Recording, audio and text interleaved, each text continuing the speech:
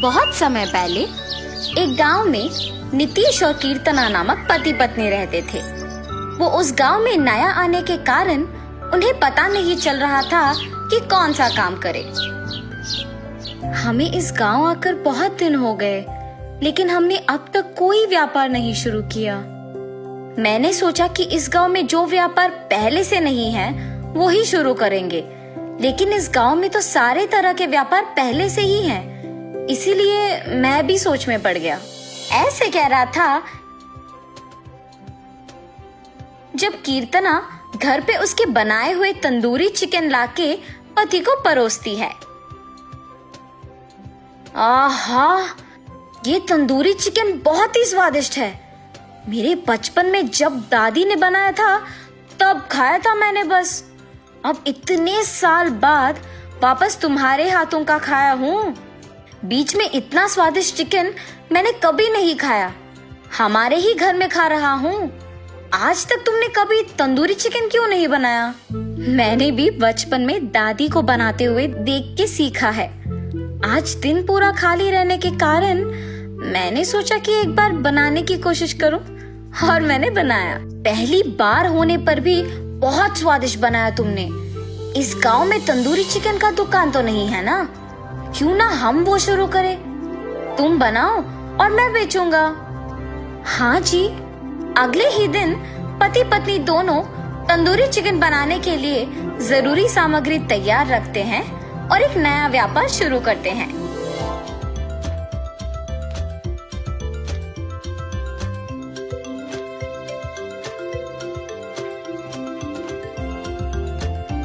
और फिर उसे जला के तंदूरी चिकन बनाती है। तंदूरी चिकन, गरम गरम तंदूरी चिकन, आइए आइए। रास्ते में जाते हुए लोग तंदूरी चिकन की सुगंध को आकर्षित होकर उस दुकान को जाते हैं। नीतीश तब सबको गर्मा गर्म ताजा तंदूरी चिकन परोसता है। आहा, कितना स्वादिष्ट है। बहुत अच्छा तैयार किया है। हाँ हाँ, बहुत स्वादिष्ट है। इस समय में भी इतना स्वादिष्ट खाना कौन बना रहा है आजकल? ये सब पड़ोसी दुकानदार राघव सुनता है।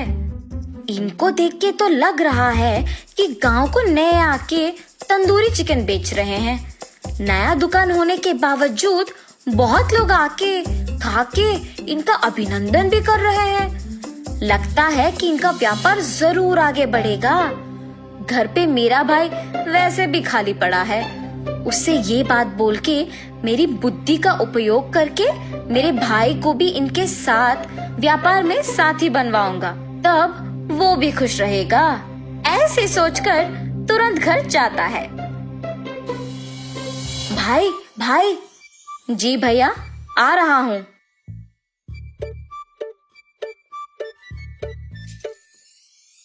रघु, मेरा बात सुनोगे? हाँ भैया, हमारे बगल में ही एक नया तंदूरी का व्यापार शुरू किया है किसी ने। उन्हें देख के लग तो रहा है कि आगे बढ़ेंगे। मैं तुम्हें उनके व्यापार में साथी बनाऊंगा। अगर वो लोग मुझे साथी नहीं बनाएंगे तो मैं हूँ ना, तुम कुछ मत सोचो। ऐसे कह के अपने भाई को उनके पास लेके जाता है। आप क्या इस गांव में नए आए हो जी? जी हाँ, क्यों पूछ रहे हो? कुछ नहीं जी, मेरे भाई ने आपके आने से पहले ही सोचा था कि वो एक तंदूरी व्यापार शुरू करेगा। इतने में आप लोग आके शुरू कर दिए। अरे रे, तो फिर अब आप इस गांव में नए आए हो ना? मेरा भाई तो बरसों से रह रहा है। इस गांव में क्या कहाँ मिलता है सब मेरे भाई को पता है। इसीलिए आप तीनों मिलके व्यापार करो। आए हुए लाभ को समान हिस्से में बांटो। तब मेरे भाई को भी मुकाबला के लिए एक और दुकान लगाने की कोई जरूरत नहीं पड़ेगी। हम इस गांव में नए आए हैं। अगर इस आदमी के भाई ने हमारे ही सामने मुकाबला करने के लिए नया दुकान लगाया तो सारे लोग उसके जान पहचान होने के कारण उसी के दुकान चले जाएंगे।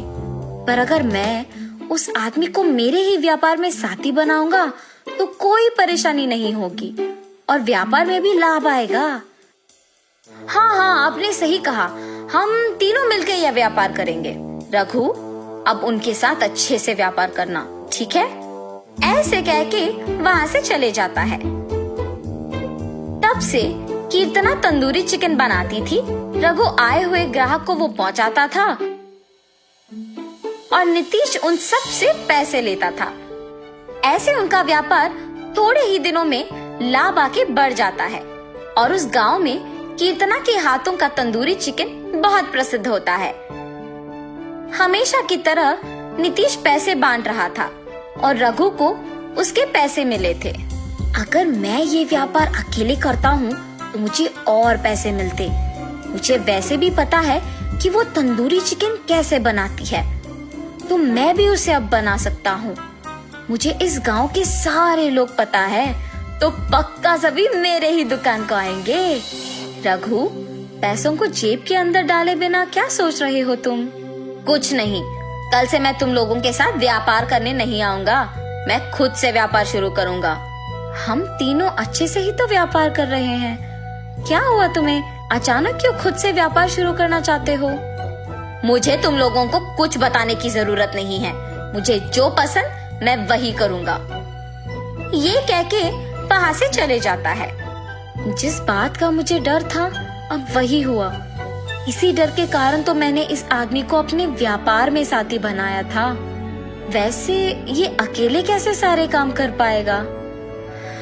हाँ, देखेंगे क्या होगा।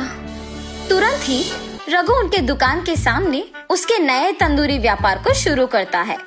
सहायता के लिए और लोगों को काम पे लगाऊंगा तो उन्हें पैसे देने पड़ जाएंगे। सारा काम अगर मैं ही करूंगा तो सारा लाभ भी मेरा ही होगा। ऐसे तंदूरी भी वही बनाता था, लोगों को वो ही पहुंचाता था और पैसे भी वही लेता था। लेकिन कीर्तना जितना स्वादिष्ट तंदूरी नहीं बना पाया और इसी कारण जो भी ग्राहक उसके दुकान आते थे वो वापस नहीं आते थे। ऐसे व्यापार शुरू करने की थोड़े ही दिनों में नुकसान हो जाना रघु को बहुत दुखी कर देता है। रघु, ऐसे ना हो इसीलिए तो मैंने तुम्हें उनके व्यापार में साथी बनवाया। तुमने ऐसे क्यों किया? भैया, मैंने सोचा कि अकेले व्यापार करने से ज्यादा पैसे मिलेंगे, इसीलिए मैंने ऐसे किया। पर अब तो मेरा नुकसान ही हो गया। कम से कम अब तुम्हें अपनी गलती का एहसास हुआ है ना, तो वो अच्छा है।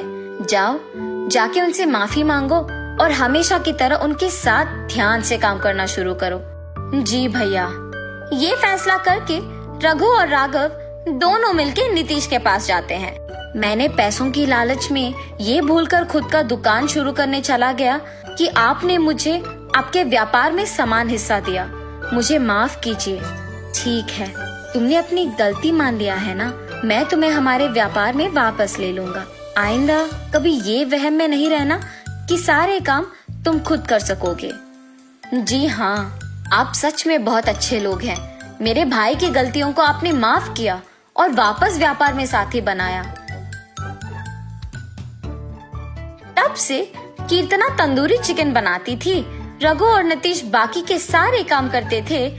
चिकन के व्यंजन में अलग प्रकार बना के बेचने पर जो पैसे उन्हें मिलते थे उनसे वो उनका जीवन खुशी से बिताते हैं।